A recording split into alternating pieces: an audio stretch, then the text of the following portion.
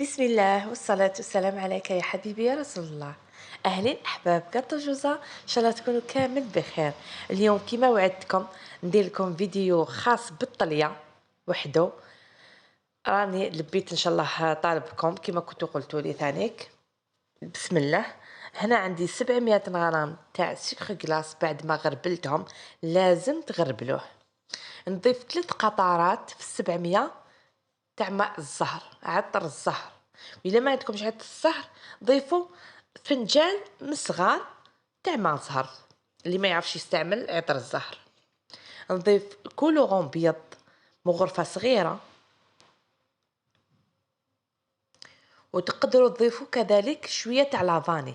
أنا نحب فيها لافاني باسكو الخليط بين ماء الزهر ولافاني مع القارص راح يجيكم مروعة. اون ديغي الذوق تاع الشربات تاع القارص.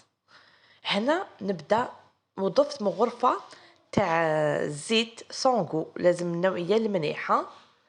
وبديت نشمخ فيها غير بشويه بماء معدني، لازم ماء معدني ما ديروش تاع الروبيني. نشمخ غير بشويه وراني نخدم فيها حتى تنطملي تولي لي كي العجينه. شوفوا هنايا راني غير بالعقل باسكو نعرفوا باللي ماء اسمه سكر كلاص لو كان نزربولو في الماء نزيدو غير شويه نلقى واحد جيراننا ومن بعد تخسر لنا الطليه، وحنا لازم ندلكوها الطليه ما حش نبطاو في الدليك تاعها ثم تولي تبريي. هاي لك هنا قربتي نجمع لي هذه الطليه. واش نقول لكم، اللي ما جربهاش يروح يجربها ويرد لي بالخبر، باسكو بزاف طريه وبزاف بنينه. سورتو كيما قلت لكم فيها لافاني والما الزهر والقارص جو دو سيترون.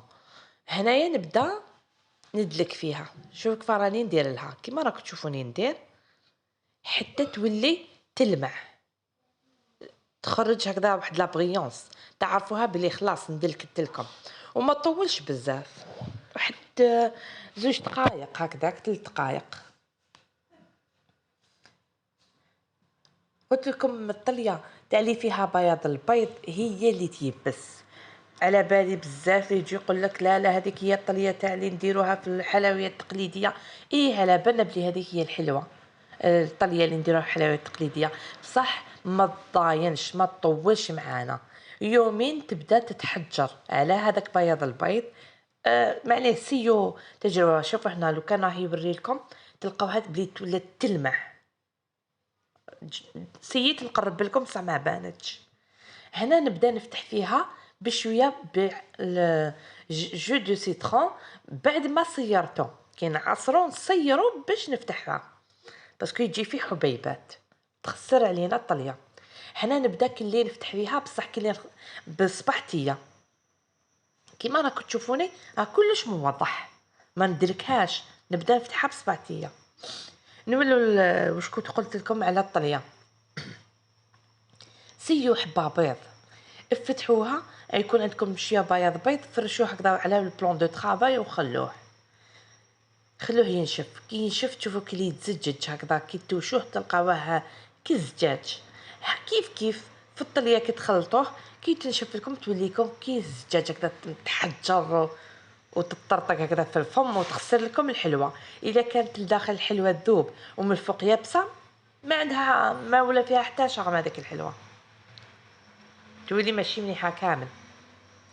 شوفوا هنايا شوفوا الكولون بيض علاه نديرو. هنا راني نذوق. هنا الاساس تاع الطليه نذوقها اسكو قارصه، نذوقها اسكو الريحه تاعها منيحه. ما نخلوهاش الطليه بزاف قارصه حتى تولي ثانيك تطغى على الذوق تاع اللوز، ما تبانش هذيك الحلوه اللي حنطلوها بها. شوفوا هنا راني نوري لكم بصبعتيه نعرف اذا تهراو صبعتيه نعرف باللي زدت لها بزاف السوائل. نولي نزيد لها بشويه سكر كلاص.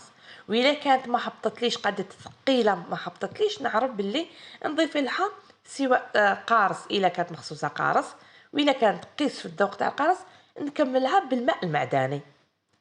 هذه هي.